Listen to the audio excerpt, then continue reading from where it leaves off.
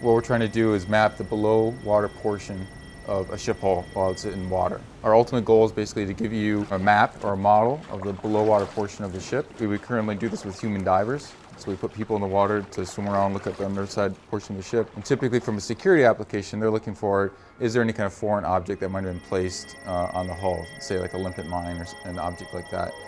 I'm an assistant professor here in the Naval Architecture and Marine Engineering with a joint appointment in computer science and in mechanical engineering.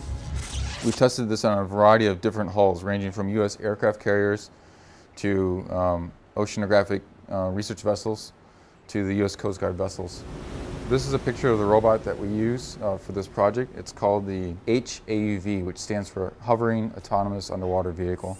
So here's the robot going along the hull. What you see is basically where the camera, it has a camera system on it and a sonar system on the hull. We're actually using the camera and the sonar data to allow the robot to navigate much like you or I do as a human. So when we walk around on, say, on North Campus here in Ann Arbor, and if I'm lost, but all of a sudden I see the Duderstadt Center, boom, I kind of know where I am. I can reset my mental map, and from there I can figure out how to kind of go where I want to go. Well, we're trying to do the same thing with the robotic system here. So here on the hull of the ship, what the robot's doing is it's using camera imagery and sonar imagery.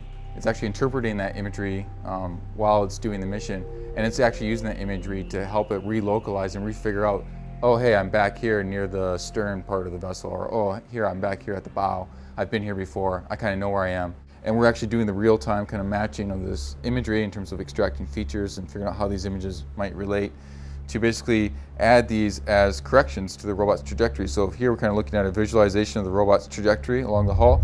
Each of these red links that we see here, these are automatic recognitions coming from the camera system saying, oh, I've been here before, I know where I am.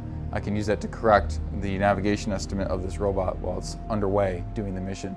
Basically, we can just dump the robot in the water and it actually learns this map while it's doing the mission. We don't have to tell anything about what the ship hull looks like ahead of time. It figures it out while it's doing the mission. In the lab, we run 2 underwater vehicles. These are called AUVs, which stands for Autonomous Underwater Vehicles. Just like on the hull inspection project where we're trying to map the below water portion of a hull, we can use a vehicle like this to basically create maps of the seafloor. It's these 2 cameras, one's black and white, one's color. They're basically looking at the seafloor and collecting that overlapping imagery. This is one of the sonars that we use to help the vehicle navigate. The robot is basically registering that seafloor imagery to re-recognize portions of the seafloor that's previously been over and using that to correct the navigation estimate of the robot, as well as at the end of the mission we can then put all the imagery together to produce a single kind of seamless image of the seafloor. So kind of like Google Maps, but for underwater. They're very methodical, so we can program them, basically we call it mowing the lawn, but they just go back and forth for hours over the seafloor collecting overlapping camera imagery. Something that'd be very mundane and kind of monotonous for a human to try to do, whereas a robotic system is perfect for doing something like that.